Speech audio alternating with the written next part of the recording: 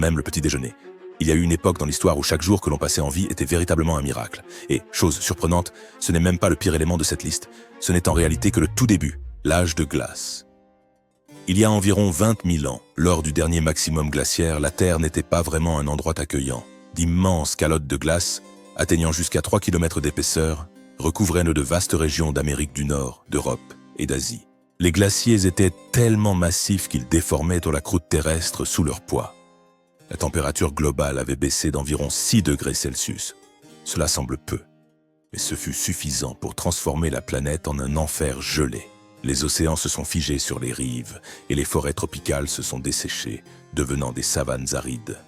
Survivre exigeait une logistique brutale.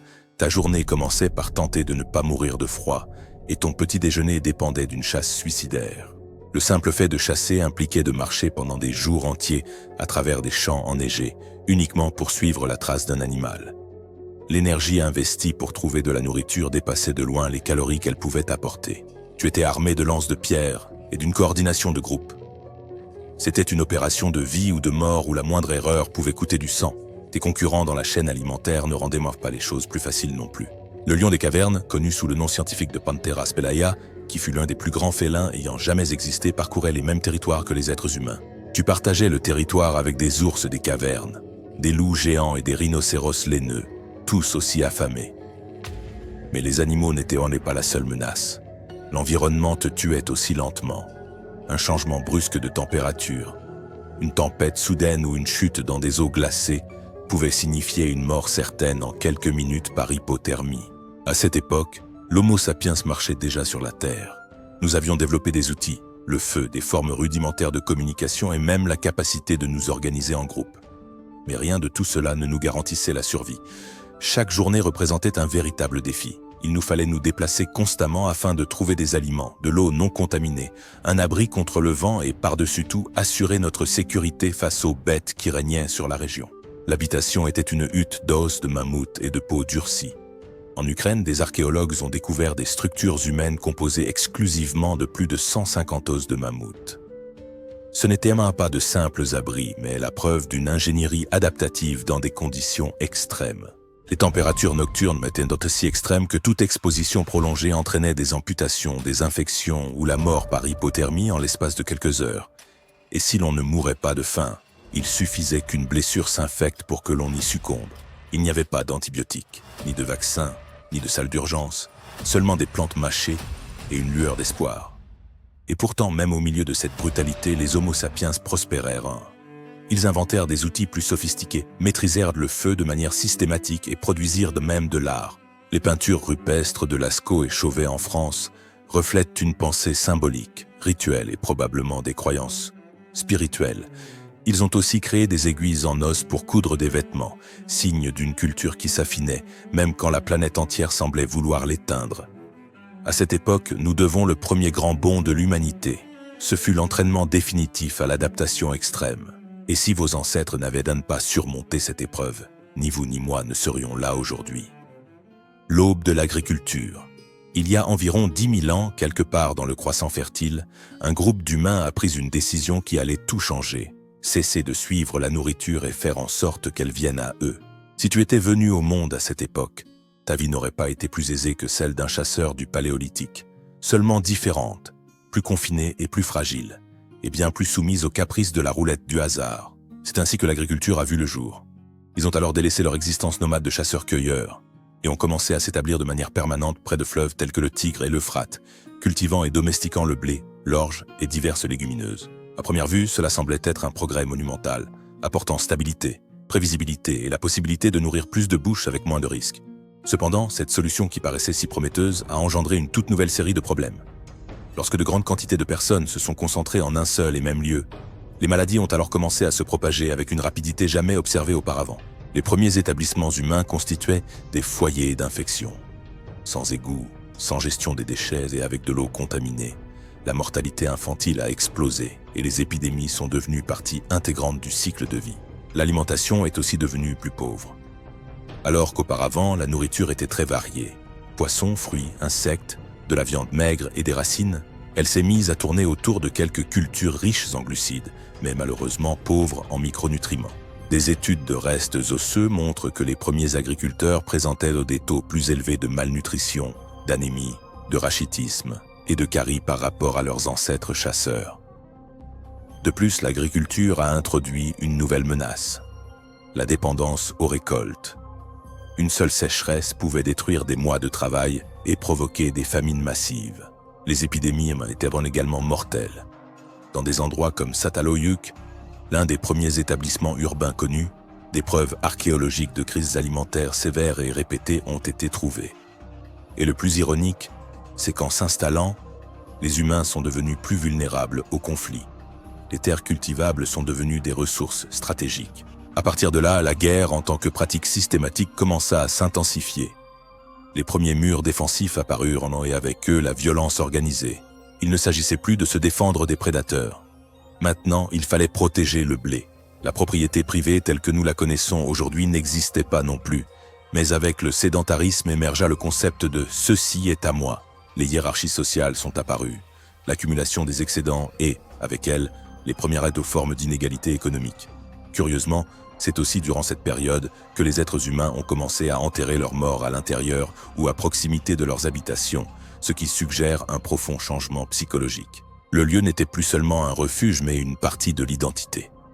Nous avions cessé de faire partie de l'environnement pour tenter de le contrôler. Tout cela signifie que l'aube de l'agriculture ne fut pas tant une histoire de progrès, qu'un point de non-retour, un pacte aux conséquences inattendues. Nous vivions plus longtemps, certes, mais avec davantage de maladies, une qualité de vie moindre et une dépendance complète vis-à-vis du climat. Les invasions mongoles, par exemple. Si tu étais né en Eurasie au cours du XIIIe siècle, il y avait un signe qui t'avertissait que tout était sur le point de s'achever. Un nuage de poussière à l'horizon. Ce qui s'approchait derrière n'était pas une simple tempête, mais une véritable armée dirigée par Gengis Khan, une force dévastatrice qui anéantissait tout sur son passage avec une précision et une brutalité jamais observées auparavant. Les Mongols ont bâti le plus vaste empire terrestre de l'histoire, s'étendant de la mer du Japon aux rives du Danube.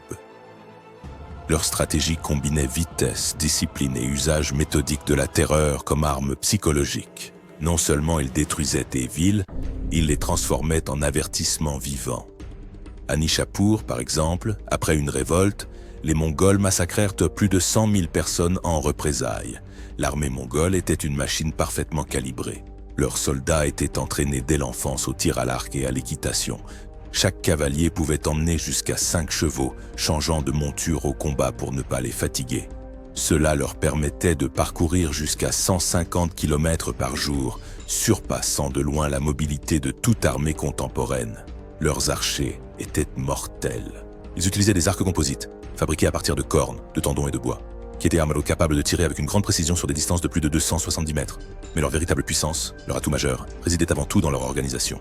Des unités de 10, 100, 1000 et 10 000 hommes formaient une structure militaire d'une efficacité redoutable, sans nécessité de communications écrites. Les conséquences pour la population civile étaient apocalyptiques. Certaines villes, comme Merv, furent entièrement vidées de leurs habitants. Dans d'autres situations, les survivants étaient contraints de marcher comme de véritables boucliers humains lors du siège suivant. Les témoignages de l'époque parlent de rivières dont les eaux se teignaient de sang et de pyramides édifiées avec des crânes humains aux portes des cités. Cependant, l'impact des invasions mongoles ne se limita pas uniquement au domaine militaire. Ils ont bouleversé les routes commerciales, fait tomber des dynasties entières et déclenché des crises politiques majeures, s'étendant de la Chine jusqu'à la Perse. Le flux de connaissances, cependant, a également augmenté. Sous l'Empire mongol, la route de la soie a été revitalisée, connectant les cultures comme jamais auparavant. C'est durant cette période que des technologies chinoises, telles que la poudre à canon et l'imprimerie, ont commencé à parvenir en Europe. Malgré tout, pour la majorité des personnes qui ont vécu cette époque, rien de tout cela ne compensait la possibilité réelle d'être assassiné sans préavis. On estime qu'entre 40 et 60 millions de personnes sont mortes en raison directe ou indirecte des conquêtes mongoles. Cela représente une proportion considérable, allant jusqu'à 10% de la population mondiale de cette période, un impact démographique si profond que, dans certaines régions, il a fallu des siècles pour qu'il s'inverse. Naître au XIIIe siècle sous l'ombre menaçante de l'Empire mongol était une véritable loterie avec très peu d'issues favorables. Soit vous mouriez, soit vous surviviez pour voir votre culture et votre mode de vie disparaître.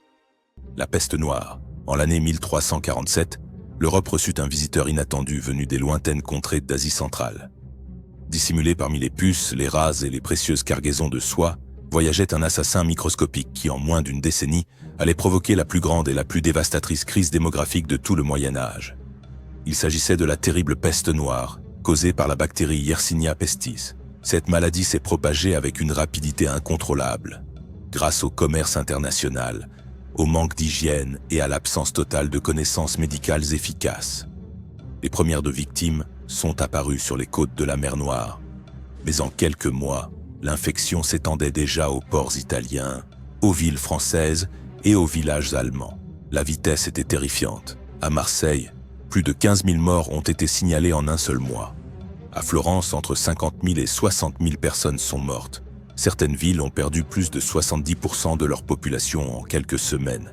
Les symptômes étaient inconfondables. Inflammation des ganglions lymphatiques, fièvre élevée, nécrose des extrémités et vomissement de sang.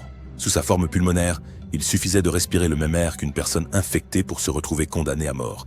Sans antibiotiques ni aucune notion de contagion, la peste se propageait comme un véritable incendie biologique. Mais ce ne fut pas seulement une crise sanitaire, ce fut un effondrement total. L'économie agricole fut paralysée. Le commerce international s'interrompit et des milliers de villages furent abandonnés. Dans certaines régions, il ne restait plus assez de vivants pour enterrer les morts.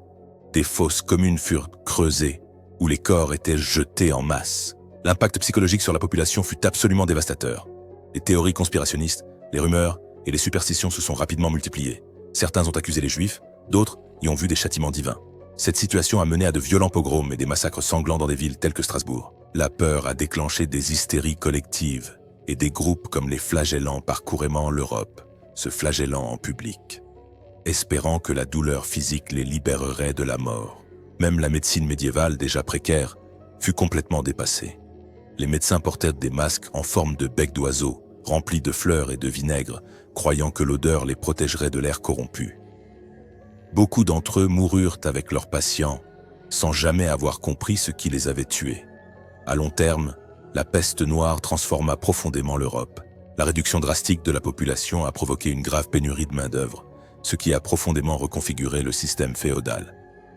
Pour la toute première fois, les paysans ont commencé à avoir un véritable pouvoir de négociation face aux seigneurs. Certains historiens considèrent que ce déséquilibre fut l'une des racines profondes de la Renaissance et de la fin de l'ordre médiéval.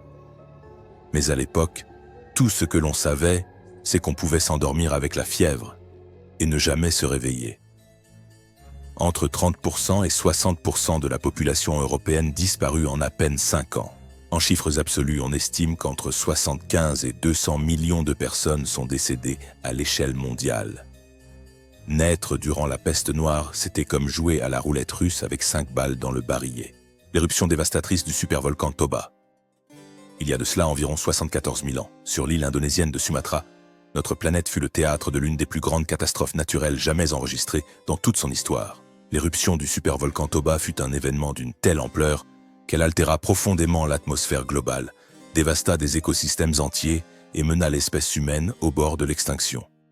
Toba libéra plus de 2800 km3 de matière volcanique, une quantité si colossale qu'il est véritablement difficile de se l'imaginer. Pour bien situer les choses, cette éruption fut au moins 5000 fois plus puissante que celle du mont St. Helens en 1980 et environ 100 fois plus forte que celle du Krakatoa, qui avait déjà obscurci les cieux de la moitié de la planète. Les conséquences furent immédiates et durables. En quelques jours seulement, les cendres se sont répandues dans tout le sud-est asiatique, en Inde et en Afrique. À certains endroits, la couche de cendres atteignait jusqu'à 6 mètres d'épaisseur. Mais le pire est arrivé ensuite. Le blocage du rayonnement solaire déclencha un hiver volcanique de 6 à 10 ans, dont les effets persistèrent plus d'un millénaire. Les températures mondiales chutèrent de 3 à 15 degrés Celsius selon les estimations. Cette chute soudaine suffit à provoquer l'effondrement des chaînes alimentaires. Les plantes sont mortes, entraînant dans leur sillage les herbivores et ensuite tous ceux qui en tiraient leur subsistance. De nombreux grands animaux se sont éteints et les humains, qui étaient déjà une espèce vulnérable et peu nombreuse, ont dû affronter l'apocalypse climatique avec pour seule ressource des outils de pierre et le feu. Des analyses génétiques modernes ont mis en évidence ce que l'on appelle un goulot d'étranglement génétique. Selon cette théorie, la population humaine s'est retrouvée réduite à seulement quelques milliers d'individus reproducteurs. peut-être même moins de 3000 sur l'ensemble de la planète. Cela expliquerait pourquoi les humains modernes présentent une diversité génétique si faible par rapport à d'autres espèces. Durant cette période critique, la survie ne dépendait pas de la force brute, mais bien de la capacité d'adaptation. Certains groupes humains ont cherché refuge dans des grottes situées sur les côtes, notamment en Afrique du Sud, où des preuves indiquent que de petits clans ont appris à exploiter les ressources marines, telles que les fruits de mer, les algues et le sel. Ils sont devenus des généralistes extrêmes, innovant sous pression et ont possiblement développé des formes primitives de langage et des cultures plus complexes en réponse à la crise. Les vestiges archéologiques de cette période révèlent un vide brutal. Pendant des siècles, de nombreuses régions sont restées dépeuplées. Les routes migratoires ont été interrompues. À certains endroits, l'évolution humaine fut littéralement figée. Et pourtant, contre toute logique, quelques-uns ont survécu. Grâce à cette poignée d'individus qui ont résisté à l'obscurité, au froid et à l'inanition, tu es là. Si l'un d'eux avait échoué, l'humanité tout entière n'aurait été qu'une simple note de bas de page dans l'immense histoire géologique de notre planète. Toba n'a pas seulement été le pire moment pour naître, ce fut le moment où l'existence humaine ne tenait qu'à un fil invisible. N'oubliez pas de soutenir ce type de contenu en vous abonnant et en regardant cette autre vidéo très curieuse qui vous plaira énormément.